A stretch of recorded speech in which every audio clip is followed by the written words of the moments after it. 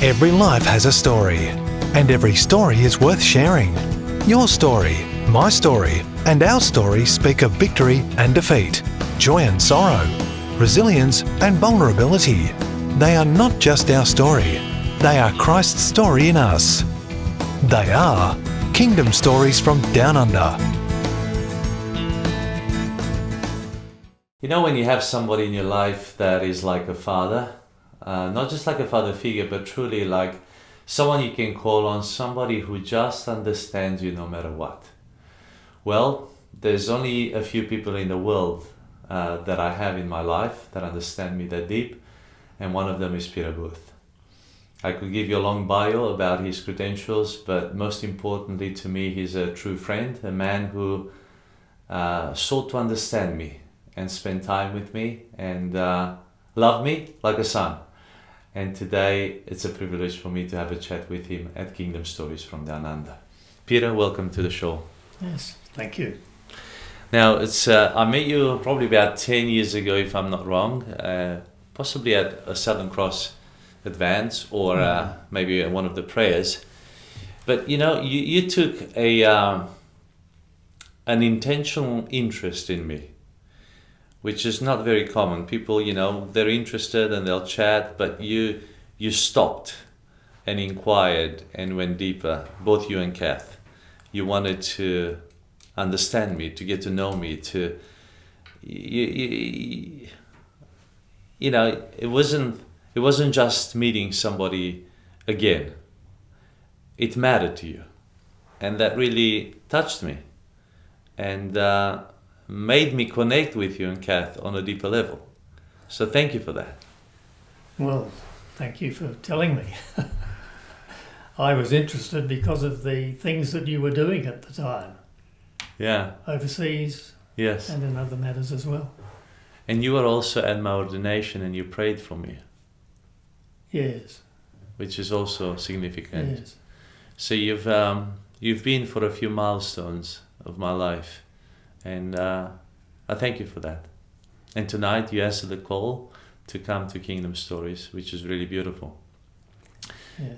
So let me just ask you this. When you meet somebody for the first time and they say to you, so Peter, what do you do? What do you tell them? Well, these days, it depends on who they are.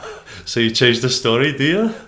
I change the approach. You change the approach? No, it does depend a little bit. Sometimes I say I'm in ministry. If I'm talking to a government official of some kind, they generally call me a reverend, yes. Which I never use. What is a reverend anyway? Well, the Bible has it in there, but I don't agree with it because that's not who I am. That's what I do. Yes.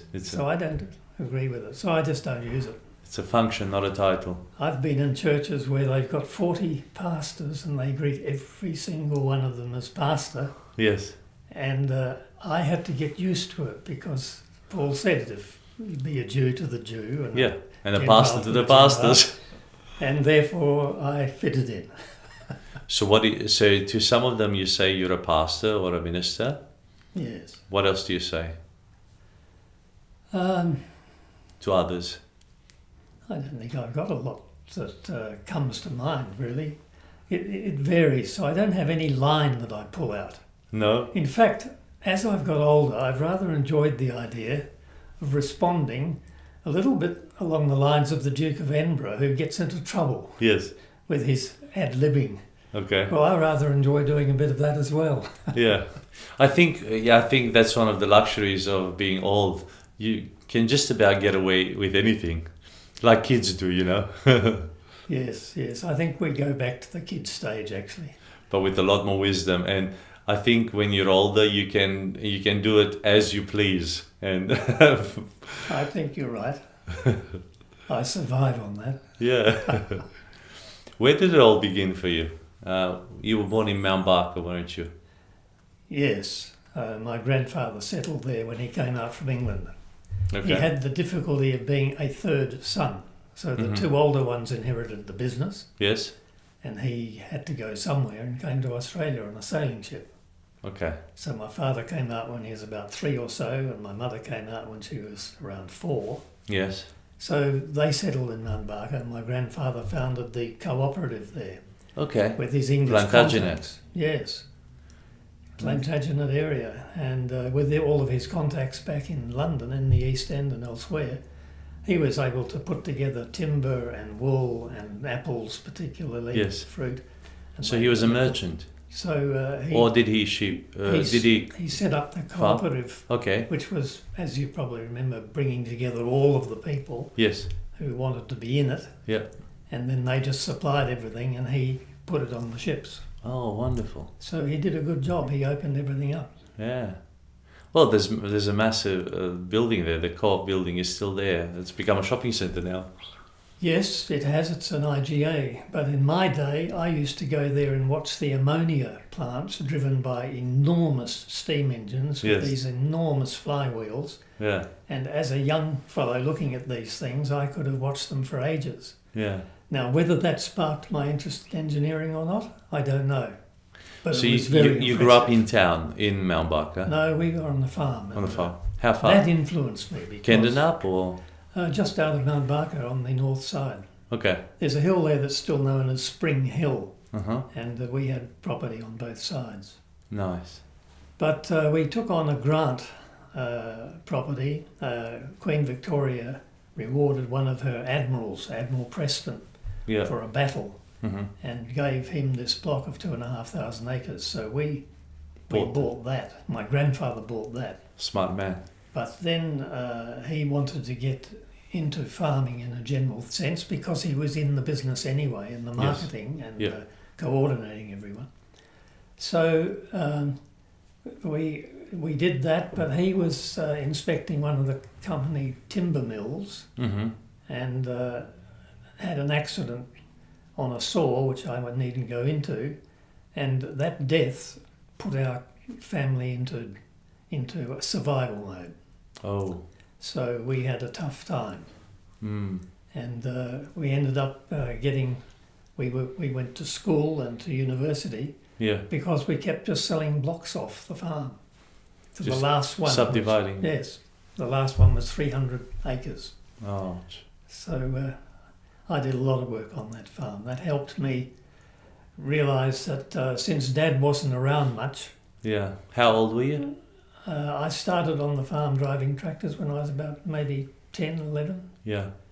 And I don't know whether it sparked my engineering bent, but yeah. at the age of 12 I gave the tractor an unnecessary top overhaul.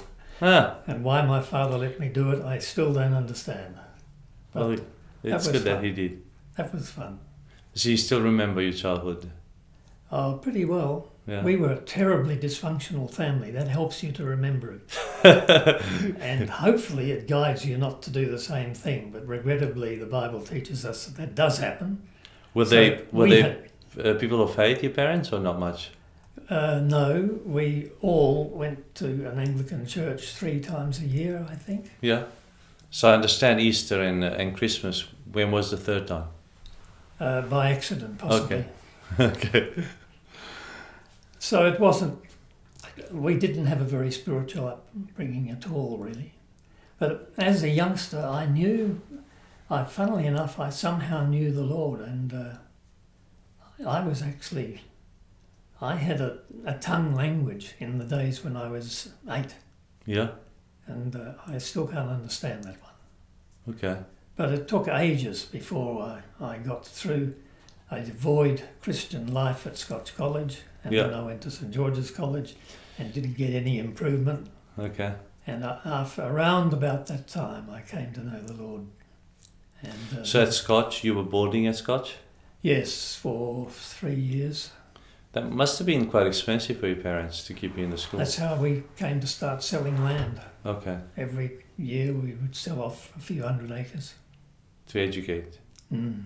Wow. What a price your parents paid. It was, but it was difficult. Yeah. And then you went to do engineering?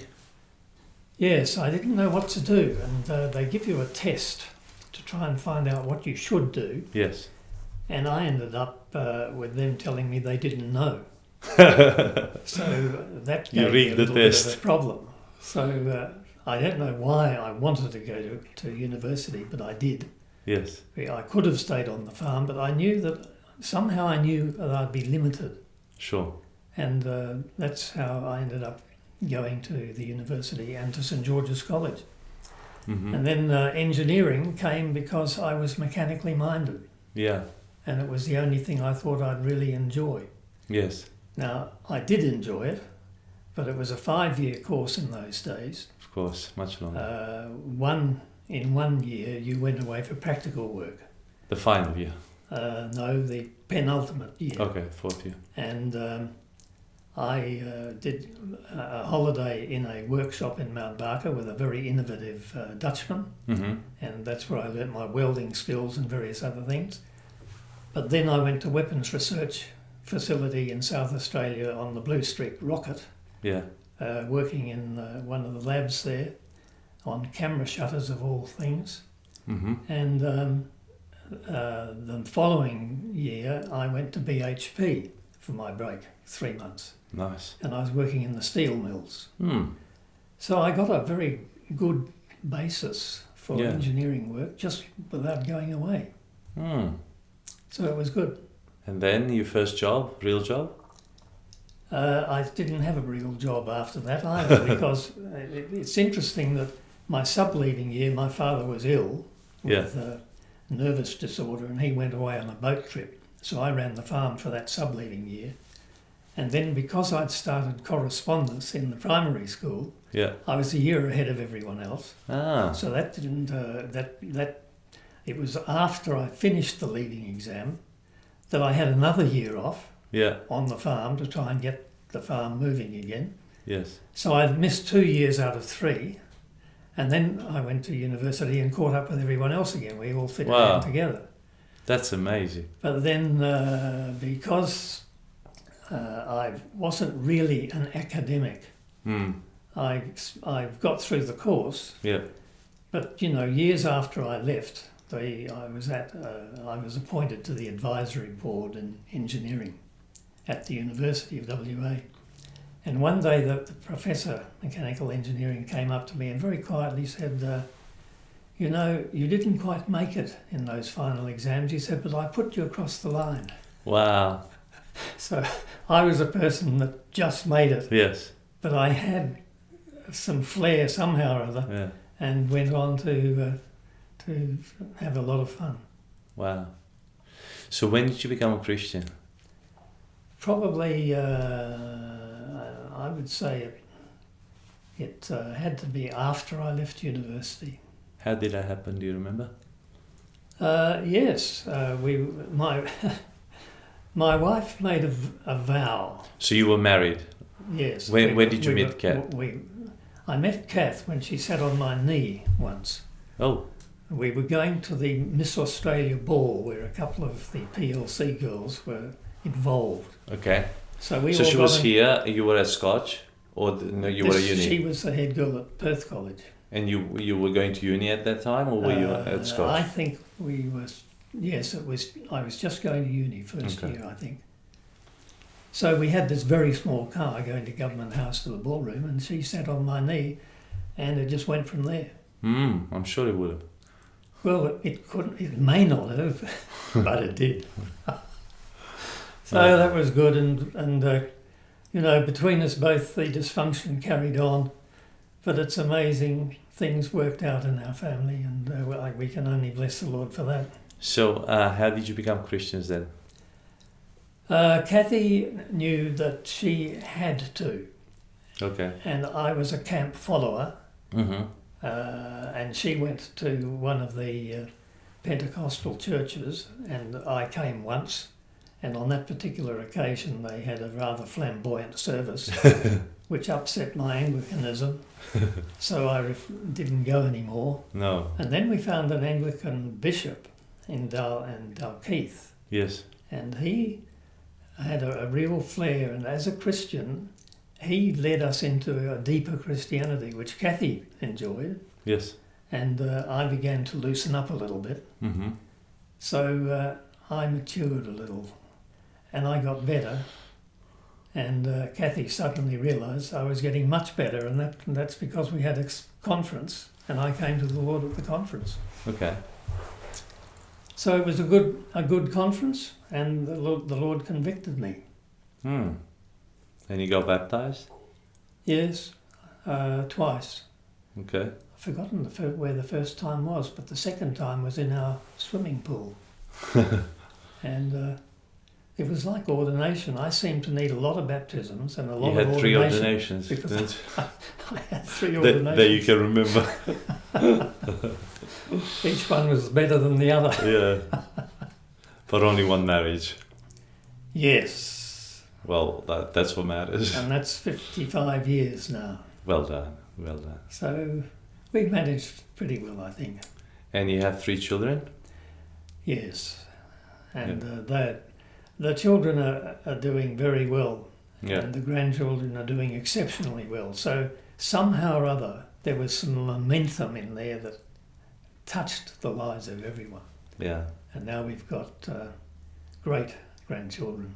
Wonderful. So God has kept us going, you know, and we're still both very, very healthy and still full on in ministry and everything. So it's worked out well. So what's some of the ministry you've done over the years? When did you what was the first ministry role you've had? The first one would have been that I went into the Counselling Ministry. Mm-hmm. We went to America to a ministry over there with the Dewberry brothers, and they were from North New South Wales, really. Mm-hmm. So we went there partly because it was an Australian ministry and partly because they were really quite world leading in what they did. Yeah. So they had healing homes and they had a healing ministry, and the work they were doing was absolutely amazing because people were getting totally transformed, whether they heard a tape or a disc or a conference, because the Lord gave him 7 countries where he was going to be ministering. Yeah. And Australia was one of them, coming back to Australia. So we became his representatives in WA, and consequently he and his brother came out year in, year out. Yes. And we were the facilitators. So we learnt a great deal from them. And eventually we went to America. We were ordained over there, came back and were ordained in our church. And then we were ordained in a ministry in Queensland as well. Yes. So it took 3 goes for me to get the message, I think. You see, I was trained as an engineer, and logic just has no part of ministry. So the logic had to go. Doesn't make sense, does it? And my engineering had to go. Okay. And it did. Yeah. It was amazing. I've always wanted to do something in engineering to sort of just keep in touch with it. Yes. And so far the Lord hasn't allowed me to do that, really. And most recently you've taken over the Mahogany Creek Church. No, it's up at Baker's Hill. Oh, Baker's Hill, sorry. Yes, Baker's Hill. There's a small church there, and I've had my own ministry for, I think, started in 2001. Ephraim Ministry. Yes, and I was really serving the churches. Yes. So I was teaching and training and ministering to people, the healing ministry. Yes. For all those years, from about 97, in fact. And then I set up my ministry in 2000 because all of my engineering work suddenly ceased. Yeah. And it didn't take me very long to realise it had ceased in a manner that could only be the Lord. It was just stopped. Yeah. So then I went full-time in ministry. Yeah. And developed a course and started teaching a course. Yes. And doing ministry in churches. And writing various stuff and doing seminars of various kinds. So I was involved in the healing ministry. Yeah.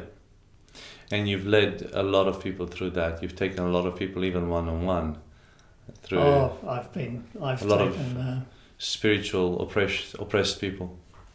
Well, anyone with troubles. Yeah, massive troubles. Demons, yes. drug addictions, anything. Pretty well anything.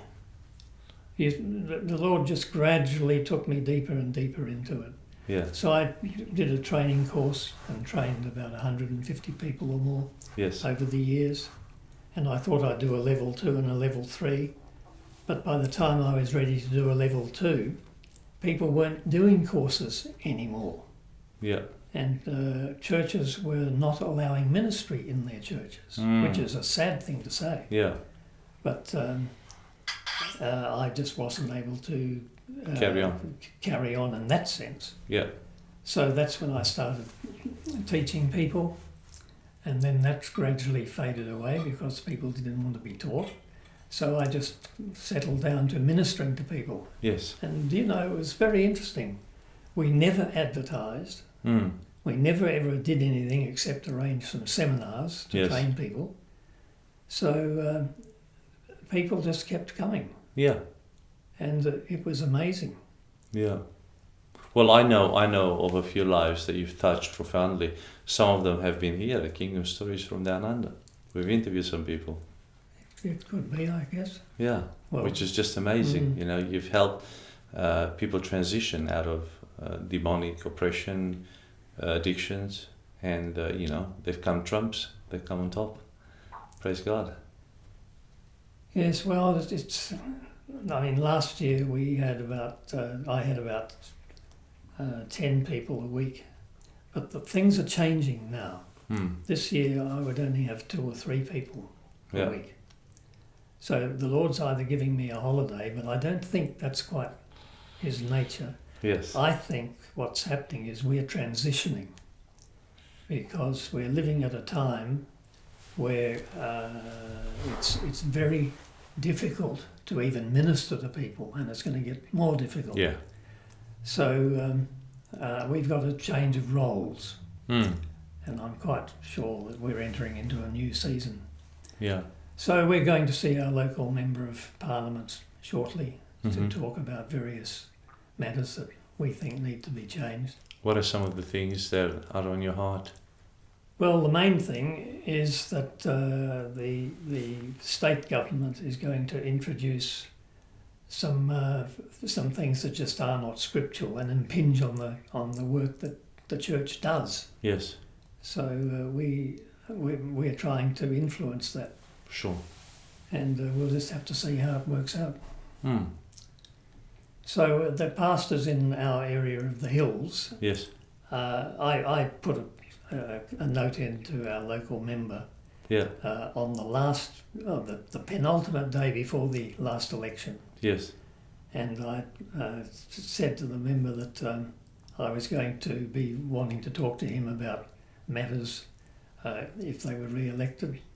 So I set the agenda. Yes. When the election was yet to be held. Yes. And now I'm just preparing the letter saying that all the churches in our little area yes. Are united, and we want to talk to them about future plans. Well done. So we're starting to take a stand, which I believe we have to do. Yeah. Well, if the church doesn't, who will do it?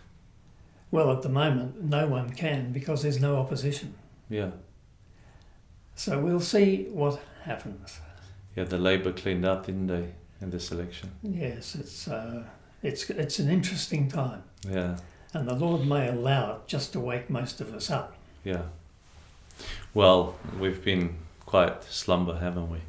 Very much so.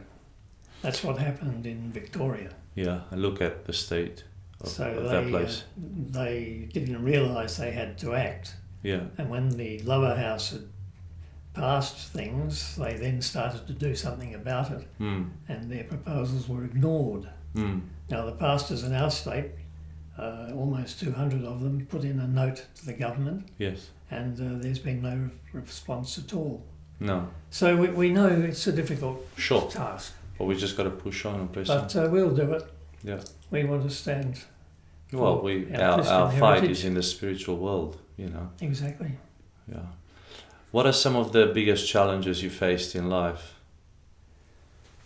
Well, probably quite a few. the enemy we've got as Christians doesn't like us winning battles. No. So I've had a number of near-death type experiences because of what I've been doing. Mm-hmm. And there's been a lot of opposition. Yes. So I've had to deal with those things as they've come up. And were they accidents or? A number of things, I suppose. Where do I begin? I was going to mention a couple of things. One was a man who was in Vietnam and was a vet. Yes. And he was quite an outgoing fellow who was taught how to kill people very, very simply. Yes. And he told me about that sort of thing, and eventually I had to confront him on something. Yeah. And he got very, very cross. And what happened was that when I talked to him, I was sitting in the car at the time, and the spirit said, I could kill you. Mm. And at that time his veins were out in his neck and his face was livid, and he was absolutely ready to do that. And he could have done it with a very simple blow to here, yeah, which is how they silently get rid of people on sentry duty and so on. Wow. They just crush the nose there, yeah, and that takes a person out without a sound because it destroys the brain function. Mm. So as he was getting livid, and he said that to me, that I could kill you or something, and I said, no, you can't. And I was just so calm, it was absolutely amazing. I actually leaned out of the window into his face. Yes. And I said, no, you can't, because the Lord won't let you. Yeah. And gradually all the veins relaxed on his face, all of the heat in his face disappeared, and he eventually just grunted and walked away. Yeah.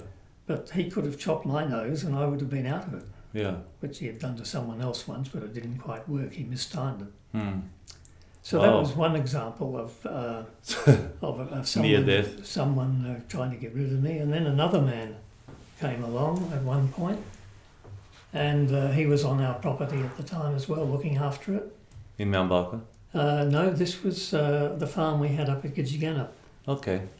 And I knew that he had done some things that were wrong, so I went to the local sergeant of police and I said, I'm going up to confront this man and I think I need you to come along with me. Yes. Because he could easily do some damage. And the policeman said that he wouldn't do that. He didn't quite get it. Yes. So I said something to the effect of, well, in that case, I'll do it on my own, but you should be there. And somehow it registered, because by the time I got back to the property, he was there. So we went up together to confront this man who was looking after the property for us, and he took over. Yeah. And this fellow was told in no uncertain manner that if he did what he was going to do, which was to get rid of me, for some reason, he was an international figure from Central Europe, so he could easily have done that. Yeah. So the policeman said, well, you're not going to do anything to this fellow. Yeah. And the chap saw me afterwards and he just grunted and says, oh, you're not worth it anyway. So that was a good thing to say. Yeah. So I managed to get through that one too. So you really met the devil face to face? 5 times. 5 times? Mm. Wow. Because I was driving down to Perth and I saw someone coming into 2J Road. Yeah. And I slowed down thinking maybe they wouldn't stop or something, but they were slowing down. But he slowed down to go through slowly. Yes. So I hit him midships and it broke my sternum. Oh. Which is not good. No. And he rode off the car. And then he disappeared into a creek bed and used cover of the bush to get away. Oh. And fortunately, a Christian woman comes along and says, "Can I help you?" I said, "Yes, I think you better get me into hospital quick, smart." Yeah. So I did get into the hospital, and they had a look at my sternum, and it was so broken that they sent me into Royal Perth. Mm-hmm. And so that was an attempt there to take me out, so that didn't work. So I was in the ambulance going to Royal Perth, got to Royal Perth, and I was on the stretcher going into the emergency. Yes. And the stretcher collapsed. Oh. So all of a sudden I was lying there on the floor. Pavement. And what I looked up at Light. was all of these knees around me. Everyone was kneeling down trying to do something. Someone was lifting my head up in case I'd hurt my neck, and someone else was doing something else. And eventually I made a profound statement, which was quite appropriate at the time. And I think I said, "My body has had enough. I'm going to faint." Yes. Which I probably did. Yeah. And then afterwards, it was very interesting. You know, the Bible tells us all things work together for good. Yeah. So what happened was, when that collapsed onto the floor, the stretcher, it lined up my sternum beautifully. So the next day, it was a chiropractic adjustment. They said, "You better go home. We can't do anything, but don't laugh for 2 weeks." Yeah. So guess what the family does? They come and try to cheer me up, and I'm in absolute agony while the sternum's starting to heal get together again. Oh. Anyway, later on, I went to a specialist for some reason because things weren't quite working out, and he said, "Do you know?" He said, "You were within a smidgen of having your aorta cut." Oh. He said it was that close. Mm. And that's when I realised that the Lord said, "That far, no more." Yeah. So it was just amazing. So that was another time that I survived. Wow. So I've had a few of those. Yeah. But it was just very, very simply that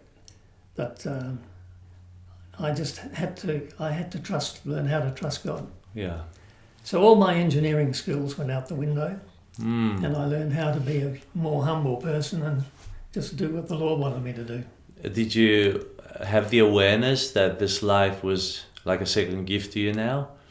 Did it matter a lot more after going through that death experience? Did it take a new dimension?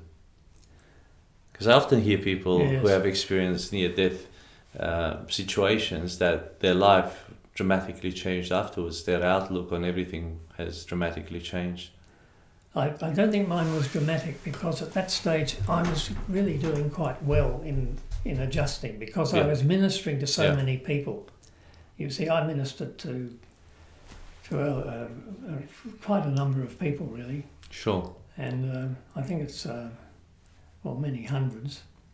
And what happened in the ministry time was that I was seeing such a variety of people that I couldn't get into any routine. That's just not on. The Lord doesn't work that way. We're all unique. Yeah. So as I started to see people more and more over the years, and run courses and train people and so on, I just was able to enjoy what I was doing. Sure. And enjoy learning, because every person is unique. Of course. So I had to get out of any concept of routine into finding out what the Lord was going to do in that person's life. Yeah. And that meant that it was just a wonderful experience. How do you listen to God's voice in that very moment? Initially, I would learn slowly, and I guess I was searching. Yeah. And I recognised that if I didn't do it the Lord's way, I wouldn't get somewhere. Yes. So I had seen a huge number of people, really. Yeah. I think it's got to 800, 700 people or something. So your engineer mind still keeps count of them? Well, I've got a log, because each file has a number. Sure. So that, because some people come back, they get to a plateau and then they come back again and so on. So I've still got all of those files. So that has been a wonderful experience, because if you're doing what the Lord wants you to do with people, and every person is unique, you learn an enormous amount. Yeah. It is absolutely amazing what you learn. So I began to realise that I was on a crash course. Yes. And it just kept unfolding. Wonderful. So it was good, and that's why I started teaching other people. That's beautiful. How's Kath adapting to all of this? Well, we worked together a bit. We're not working together so much these days because she is looking after her giftings and the way that works. Which are? She's very relational, naturally enough, being a female, and she's wanting to work with women and to just go into the depths of things with another group of like-minded women. Yes. So that's worked very well for her. So what I do now is I get someone else to sit in with me if I have a woman there. Yes. Occasionally I see women ministers, and they don't want anyone else sitting in, because what they're dealing with is for them only. Sure. So I just leave the door open, and Kathy's usually sitting outside. Yeah. So anyone who comes in, I see. Yeah.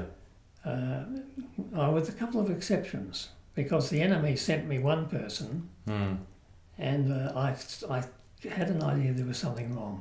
Yes. So I went to the members of my board. I had 5 people that I use as a reference group. Yes. And give a report to annually and talk to them whenever I feel that I need a bit of help. Yeah.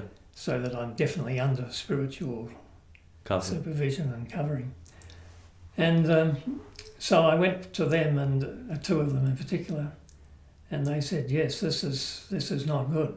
Yeah. Because this guy's going to destroy you if he can, or it's his wife that was using him as a vehicle to get at me. And consequently, the second time I saw him, I said that I didn't really think I could help him, which was true. But had he wanted to be helped and there were no strings attached, I wouldn't have had any trouble with it. But that was my way of dealing with it, because if I said I couldn't help him, in that case, well, that's absolutely true. Yes. And then I found out after that this woman was already destroying 6 ministers. With many, many thousands of dollars worth of support. And I was the next. So the Lord... The enemy was right there. The Lord protected me. Wow, that is vital. It's good you obviously had the spiritual awareness and also the spiritual backing of the support group that you have on your board. Yes, I think we all need that. Yeah. In fact, we don't just need it. It's part of the family of God. Yeah, if you don't have some people you're relating to, you become a loner and you can be picked off. And I know so many people that have been picked off. Yeah. And the Christians do it worse than the world. Like when they're really baddies, there's some really baddies out there. If they go for you, they really know how to hit hard at you, don't they? Oh, they do.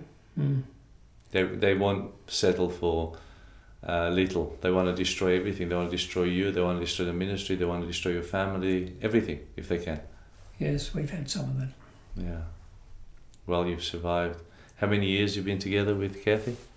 55. That's beautiful. What an amazing legacy you're building. Yes, and the children have all managed to come through very, very well. So each generation has been better than the last. So we needn't have started something, but praise God that we did. Yeah. And the next generation was good. In fact, my daughter got a vision. She said, Dad, I saw you and Kathy, and you were on the top of the hill and it was pretty barren.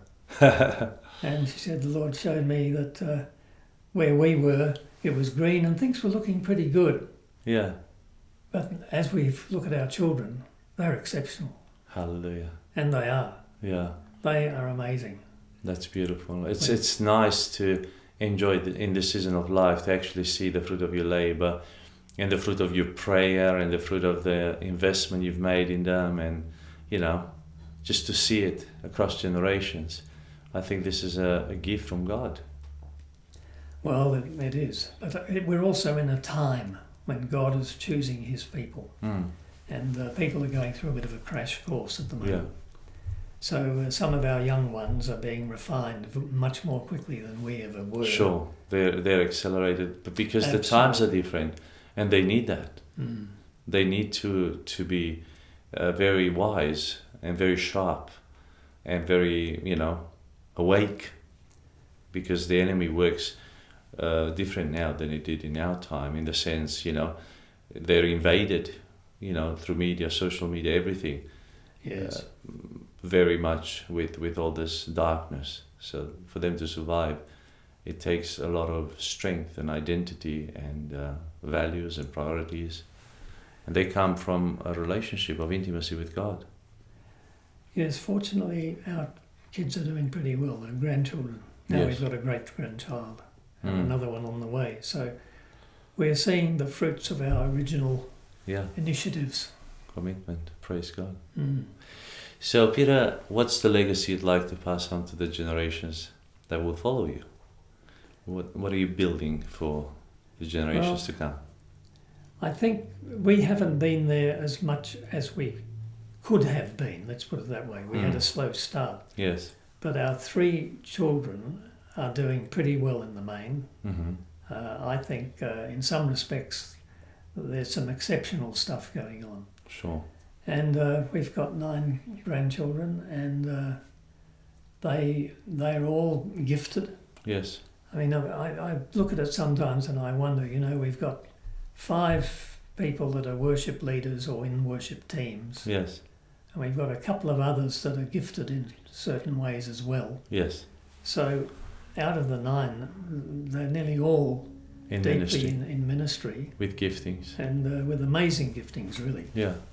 So we can just look at it and support them and love them, and they are the ones that are going to do things. But we also realise that the Lord uses the old ones too. Yes. So as long as we're breathing, we're dangerous. Sure. But it's good. We can see some fruits for our labours. So when the great-grandkids look back to their great-grandpa, what should they say? What would you like them to say? Well, they're pretty happy at the moment. Yeah. And I think they really are amazing. And it's hard to, I'm not sure they've told us that much, but we know that there's a great affinity there. And we know there's a great love there, and we know that we would be missed. Yeah. In fact, some of them refuse to think that we won't be here. Yeah. So we very gently tried to tell them that can't always apply.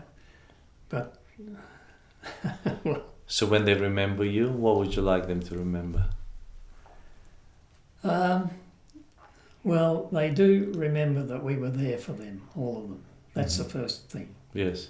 And they remember, I think, that we were supportive right up to this stage. Yes. Because we're both getting on now in years in some respects. Yes.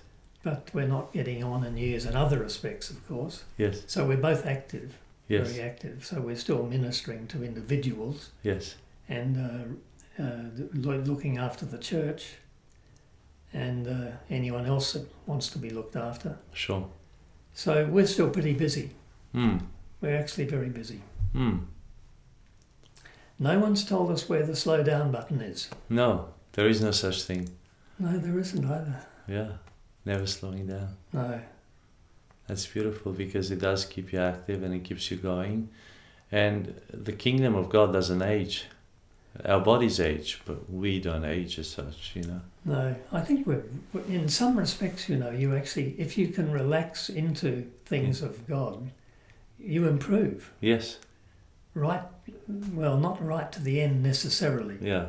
But certainly you keep improving. Yeah. And I can say the ministry I do at the moment is more powerful than it has ever been, really. Mm. So at the moment we're ready to stop if we feel that we've come to an end. But you haven't. But we haven't. Yeah. And I think that legacy in itself to keep improving no matter at what stage of life you're in, whether you have kids, whether you don't have kids, whether you're too busy, whether you're too not busy, whether you've got a business, whether you're old, whether you're young. It's just keep growing, keep going, keep moving. I think it's important.